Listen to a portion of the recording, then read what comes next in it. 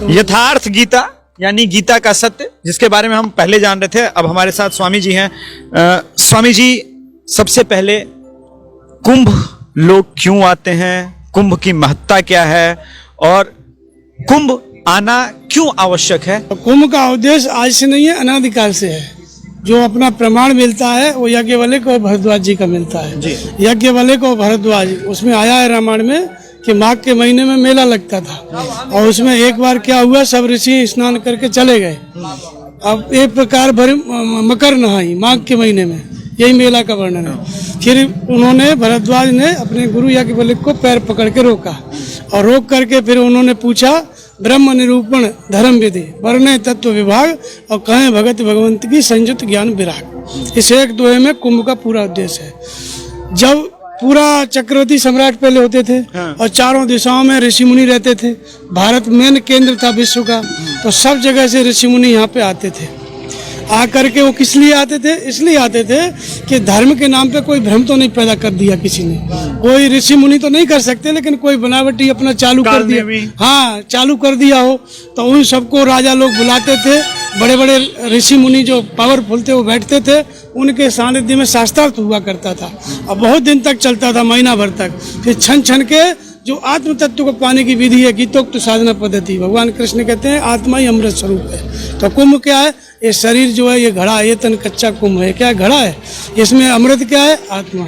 इसको लेके भगवान खड़े हुए हैं, लेकिन इसकी प्राप्ति की विधि कहाँ से है? जिसने आत्म तत्व को जान लिया, याज्ञवल्क्य भरद्वाज जैसे ऋषि जिन्होंने जान लिया, वो महापुरुष इसको जागृत कर देते हैं। गीतोक्त साधना पद्धति तो गीता में लिखी है, लेकिन एक जागृति उनसे ही होगी जो महापुरुष अमृत को पा चुके हैं। वो तत्वदर्शी सदगुरु भी इस कुंभ में आते हैं, लाखों महात्मा आते हैं, लेकिन उनमें सदगुरु भी आते हैं।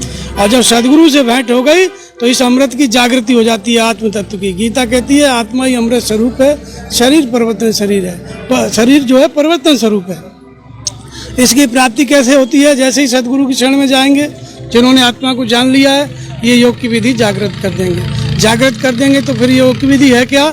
तो यज्ञ शिष्टा अमृत भुजो यान्ति ब्रह्म सनातनम नाम लोको अयज्ञ कुतो अन्य कुशतम। यज्ञ जिसकी रचना करता है उसका, उस अमृत का पान करने वाला योगी सनातन ब्रह्म में प्रवेश कर जाता है। यज्ञ किसकी रचना करता है? यज्ञ क्या है?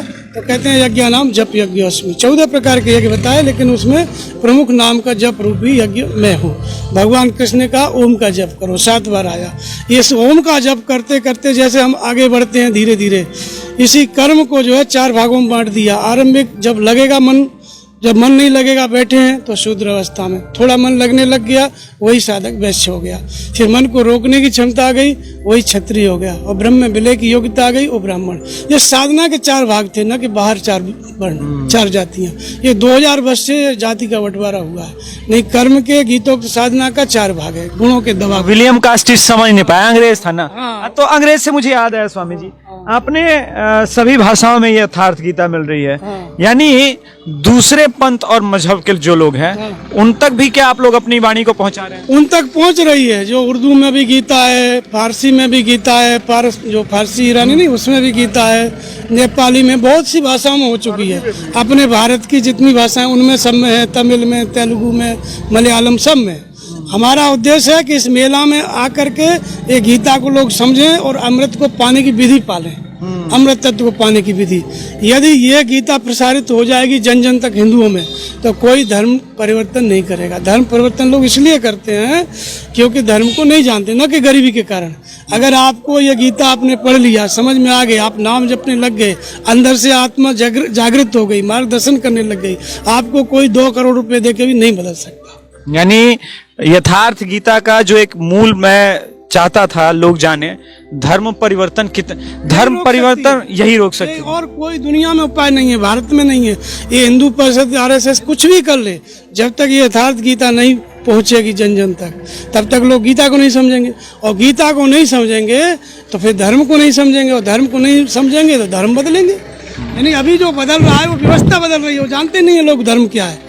धर्म समझ लेगा वो कभी नहीं बदल सकता। मीराबाई का बदल सकता है कोई नहीं, कबीरदास का बदल सकता है, तुलसीदास जी का, रैदास जी का, और ऐसे जितने महात्मा हुए हैं, कोई पैसे से बदल सकता है? इन्हीं की तरह ये विधि अगर आपके पास आ गई, गरीब से गरीब व्यक्ति है, भले भूखा मर रहा है, अगर धर्म पे आ गया, आदिवासी भी हो कोई भी हो, तो पैसा आप 2 करोड़ दे दोगे ले लेगा, लेकिन बदलेगा नहीं, क्योंकि उसको अपरिवर्तनशील सत्य पता चल गया।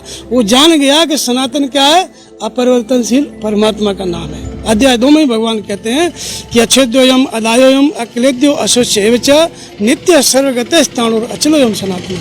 आत्मा ही अपरिवर्तनशील है, शाश्वत है, सनातन है, अंतःकरण में रहता है इसलिए आत्मा, शरीर के रहते हुए शरीर से परे इसलिए परमात्मा, विश्व के अनुरूप में व्याप्त है इसलिए विष्णु, प्रकृति की सीमाओं से अतीत है इसलिए शिव, स्वर के निरोध के साथ विदित होता है इसलिए ईश्वर। हजारों नाम हो सकते हैं, वो नाम रूप से रहते हैं, लेकिन महापुरुषों को जो जो अनुभूति हुई तपस्या करते समय, श्वास का निरोध करके विदित हुआ तो कहा भाई ईश्वर है, कण में व्याप्त देखा तो कहा तो ब्रह्म है, विश्व के अणुरूप में व्याप्त देखा तो ये विष्णु है, सबके हृदय में रमण करते हुए पाया तो बोले ये राम है, प्रकृति की सीमाओं से अतीत देखा तो बोले तो शिव तत्व है। एक ही परमात्मा के अनेक अनेक नाम है।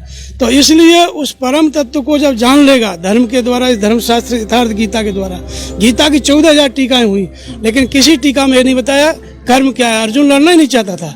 कर्म क्या है, वर्ण व्यवस्था का है, जिस वर्ण व्यवस्था के कारण, भ्रांति के कारण जाति प्रथा फैली, भारत गुलाम हुआ, वो वर्ण इसी यथार्थ गीता में स्पष्ट किया गया है। जैसा मैंने बताया कि एक ही साधक के, एक ही व्यक्ति के 4 स्तर हैं, न कि 4 जातियां। ये तो जो 4 जातियां आप देख रहे हैं ना, जो शूद्र का जो उपनाम है, गुजरात में मैं रहता हूँ, चूड़ासमा शूद्र भी है, चूड़ासमा छत्री भी है, आपने देखा होगा। चावड़ा, करण सिंह चावड़ा अहमदाबाद में इसके अध्यक्ष है, करनी सेना के, और चावड़ा हमारा एक भगत है, अशोक आता है, वो हरिजन है। चावड़ा उधर भी लगा है, उधर भी लगा है। ये तो 2000 वर्ष पहले जो फूट जो है हिंदुओं में डाली गई, ये नीचा ऊंचा, और ये हुआ क्या था, क्षत्रिय सेना में भर्ती होते थे, राजा ने कब्जा कर लिया,